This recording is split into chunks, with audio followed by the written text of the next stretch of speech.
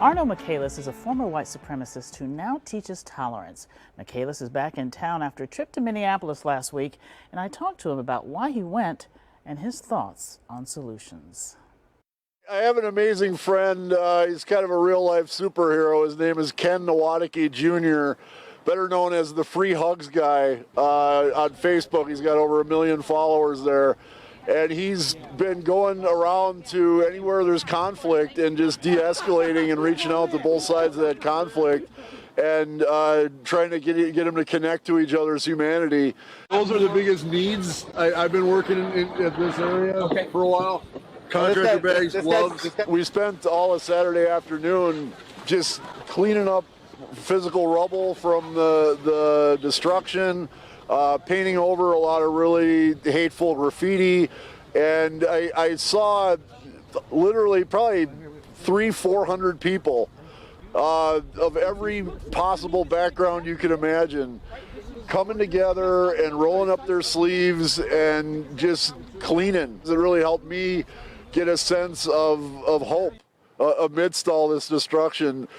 I worked alongside Somali immigrants and immigrants from Eritrea and Southeast Asia who had come here against incredible odds and worked their whole lives to build these little stores that were their American dreams. And to see these stores destroyed and their American dreams destroyed was really heartbreaking, but to be able to work alongside them to help repair the damage was very inspiring as well. To be perfectly honest, my biggest challenge was not hating that cop who was just seeing that look on his face as he's kneeling on this man's head. It hurt me, and it made me want to hurt him. It made me want to hate him.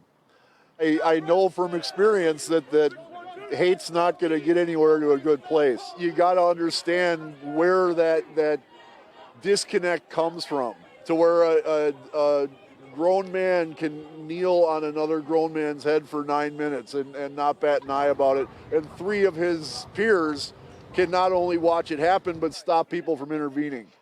Like that kind of horror doesn't come out of the blue. It doesn't just happen out of a vacuum. It doesn't happen because those cops are monsters.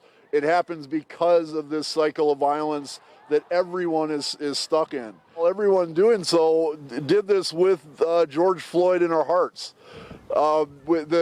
First and foremost, we were thinking of the injustice of his murder and the hurt that the communities in our inner cities have been enduring for far too long. I just think it's a good time for everybody to set their politics aside and roll up their sleeves and get to work helping each other and caring about each other. You're an excellent example of what man can do if he decides to take the righteous path. Thanks, Carole. Just for my own sake, I choose to believe a story that says that we human beings have more in common than different, and that there's nothing we can't accomplish when we're not terrified of each other. And in order for other people to believe that story as well, we got to address the injustices in our society. We have to face it with openness. We have to face it with honesty. It's uncomfortable. It hurts for everybody concerned, but we need to clean that wound before we can heal. Yeah, that says it all. And by the way, a book Arno co-wrote could become a movie. There are talks of a screenplay for the book, The Gift of Our Wounds. I'm going to keep you updated on that.